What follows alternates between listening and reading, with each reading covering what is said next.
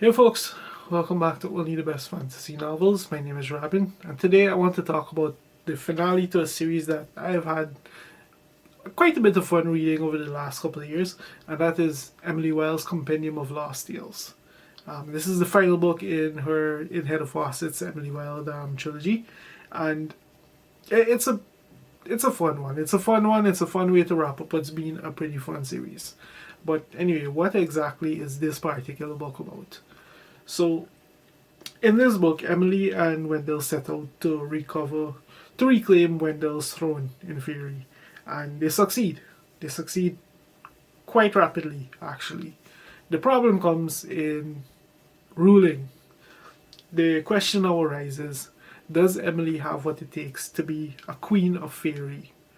And aside from that, we also have a curse that was left on the land by the previous ruler, and the the cost to break this curse may be more than either Emily or Wendell is willing to pay. So it's a pretty interesting book. What I find fascinating about it is the way that it's structured. Like the with the way the previous book ended, we knew that okay, Wendell's going to set out to reclaim his throne now, and you kind of expected that okay, that would be the purpose of this book. Instead, that gets dealt with pretty much right out of the gate, very very rapidly, in in in a fashion that it was surprising in the way that it played out. Um, and it proved to be little more than a jumping point for the actual story that Heather Fawcett wanted to tell, which is a twist that I think kind of sets you what you can expect for the entire book, because that's what happens. As the tales that comprise the whole compendium of lost tales part of the title get revealed over the course of the novel, we quickly see that Emily Well has this. She keeps taking the story and the stories within the story and using it to set up your expectations before twisting them and playing with them and having fun with them, and not necessarily carrying things in the direction you're expecting given the story was just that was just alluded to essentially.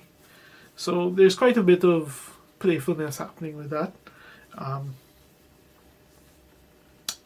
and in addition to that, like this book somehow managed to be both very fast paced and a bit slow at the same time. There are multiple scenes where Emily and Wendell they're very much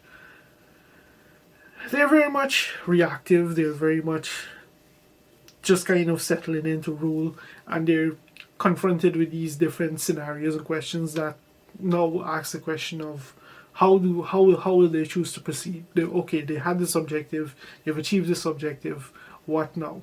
And that's something that it it becomes quite clear they didn't quite think of beforehand, and they now have to figure out how they're going to go about doing this.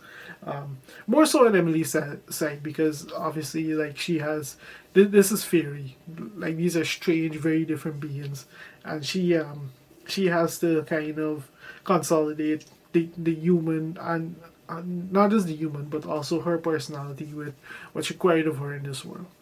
So that made for some fascinating, for some interesting internal dialogue.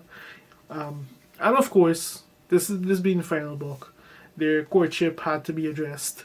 So you get we get what's very much an on-brand continuation of the chaos that has been their relationship, and that wraps up in once again a very on-brand way for the two of them.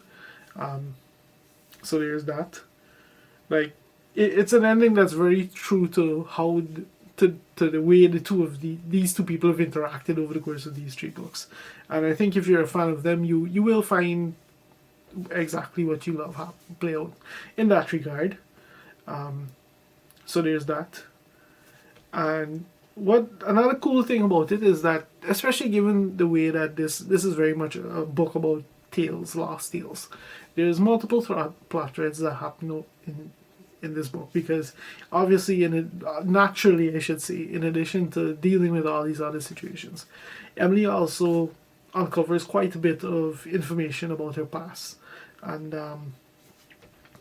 some of the situations that have kind of led to her being who she is and where she is, and it just kind of it was just like a really tangled kind of story, and Fawcett did like a good job of just kind of baking everything in together so that you can see how one disparate thread leads to another, and how one unintended consequence kind of steamrolls into another, and that kind of thing.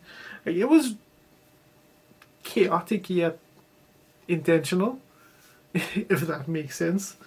But all in all, a pretty good book, a pretty fun book. You know, this series has been fun to read I should say, pretty much throughout. I am very much a sucker for these because one of my favorite series of all time is Marie Brennan's Lady Trent series, and that the core concept of that series is pretty much what Heather Fawcett achieves here, except with a slight bit more of a focus on the romance, but also focusing on fairy as opposed to dragons. And then another cool thing that I really liked about this book is that this is the most magical book of the three so far. Naturally, given the situation, given the fact that it's a finale, I should say, and we do see that in just the sheer imagination that comes into play here. Like, there's one scene in particular that really struck me, where when there's a piece of magic using starlight from a pool. That's not really a spoiler. He does a piece of magic, and the way it's described in how he does this, it's very much the kind of thing you would read in a fairy story, and it was like the moments like that and that kind of thing that just really made these books work for me. I guess that's really all I have to say about this book, with trying to avoid going too deep and getting too spoilery. If you're a fan of the series, you're really only going to find more of what you love in here. It's an okay ending. It's a fun ending to what's ultimately being a fun series, and it is very much an ending because I already saw what she has planned on the horizon, and she's shifting, and Heather Fawcett, I should say, what she has, what her next book is going to be, and it is going to be a cozy fantasy release next year. So, yeah, I think that's pretty much all I have to say about Heather Fawcett's Emily Wilde's Compendium of Lost Tales. Anything else you want to know, read and find out. Yeah. If you made it this far into the video, thank you very much for watching, and I'll see you next time.